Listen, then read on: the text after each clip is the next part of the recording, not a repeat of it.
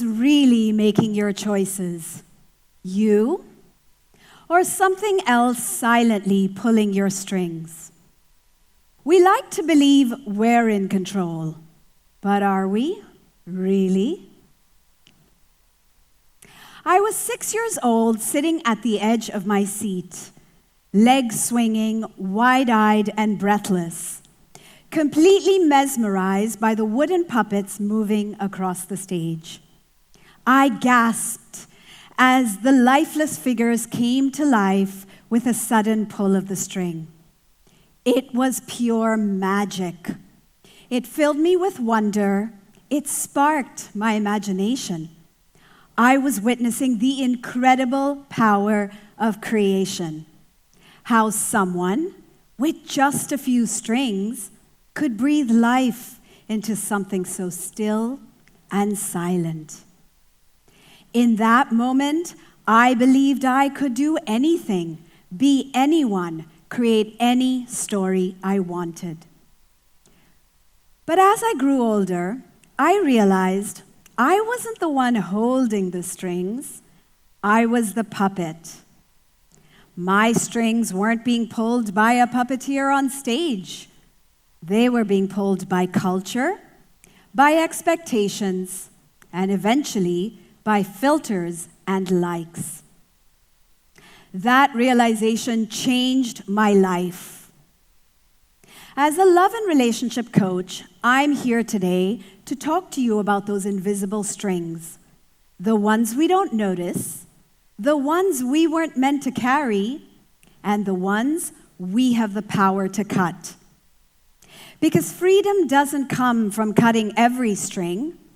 It comes from knowing which ones pull you away and which ones point you back to yourself. But here's the challenge. Even when we want to choose ourselves, the world is full of strings pulling us in the opposite direction.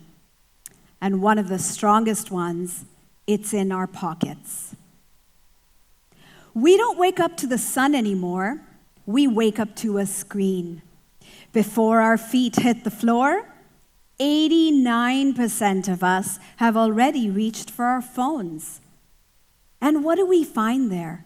Not calm, not clarity, but a storm of pings, buzzes, and red dots, tiny digital hands clawing at us from every direction.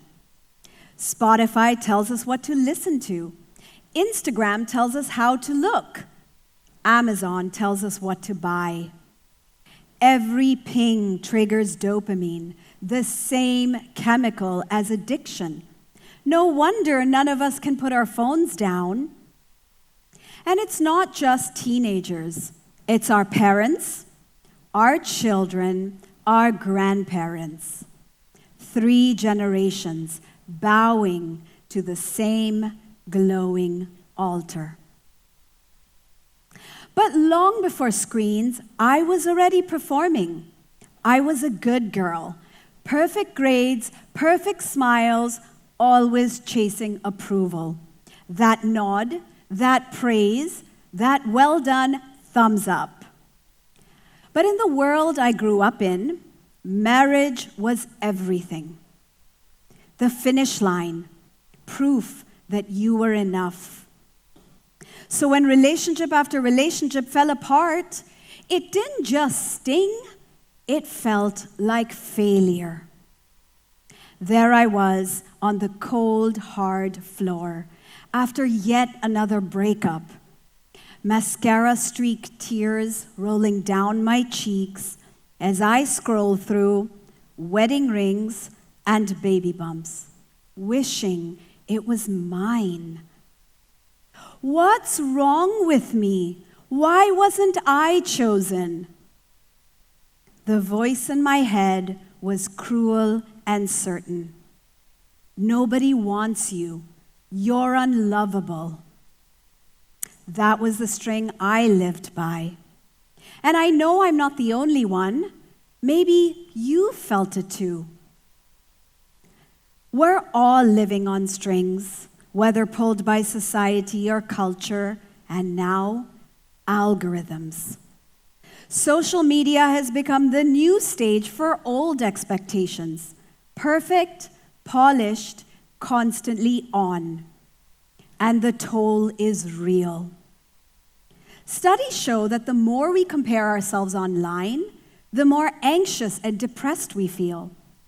Teenage suicide rates have spiked 56% in the last decade, right alongside the rise of algorithm-driven platforms. The average person spends over 6 hours a day on a screen. That's 25% of our lives gone. Is it any surprise why so many of us feel lost in lives we didn't even choose? Our sleep suffers, our emotions hijacked, our choices quietly controlled by invisible string. And in all that noise, no wonder we forget how to hear ourselves. So how do we take back control? What I've learned is self-love is how you take your power back.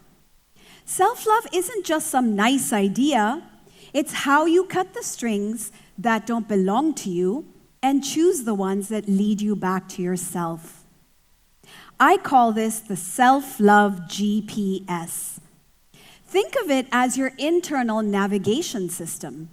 While your phone connects you to the world, your self-love GPS connects you back to yourself.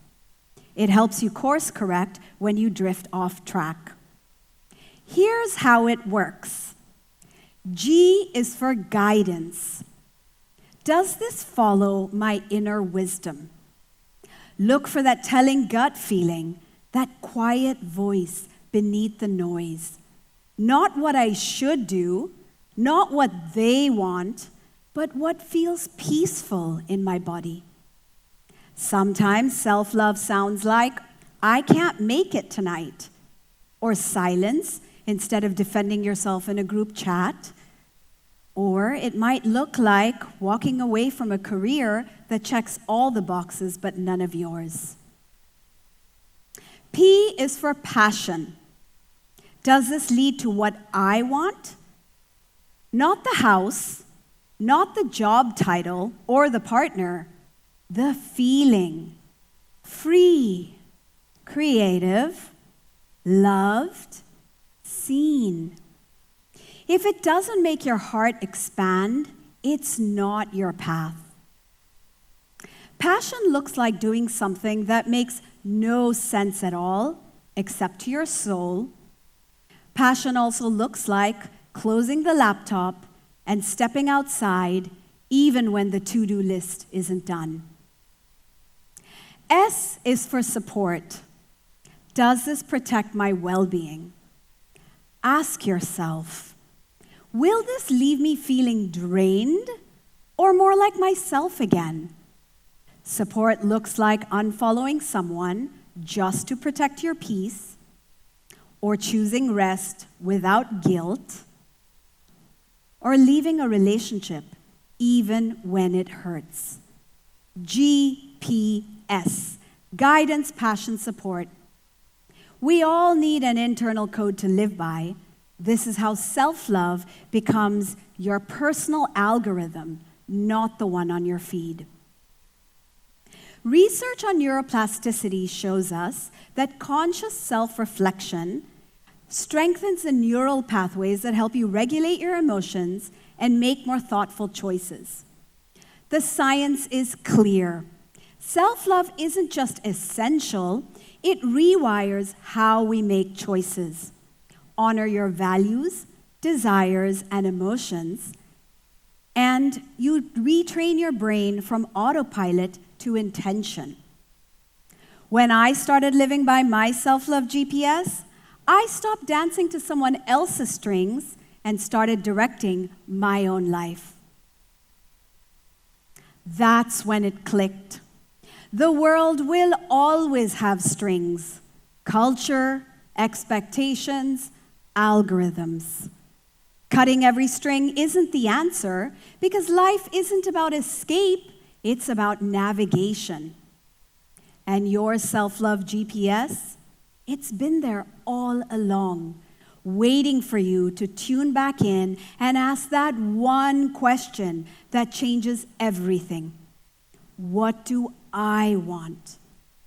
When you pause, breathe, and choose your wants over their expectations, you shift from puppet to navigator. You reclaim your hours, your story, your life. Not driven by someone else's map, but by the coordinates of your own heart. 6-year-old me believed I could create any story I wanted. Now I know I can. So can you. Now, before we close, try this with me. Close your eyes. Sit up a little straighter and take a deep breath in through your nose, and breathe out just as deeply out through your mouth. Now, keeping your eyes closed, just listen.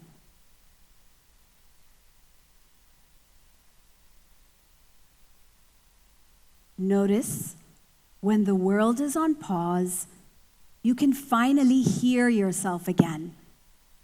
That's your GPS. Go ahead and open your eyes. Now, here's the wisdom I'd like to leave you with. We may be wounded by the strings that bind us, but we are healed by the choices that free us. To love yourself is to take back the power of your choices, to live freely and fully with no strings attached.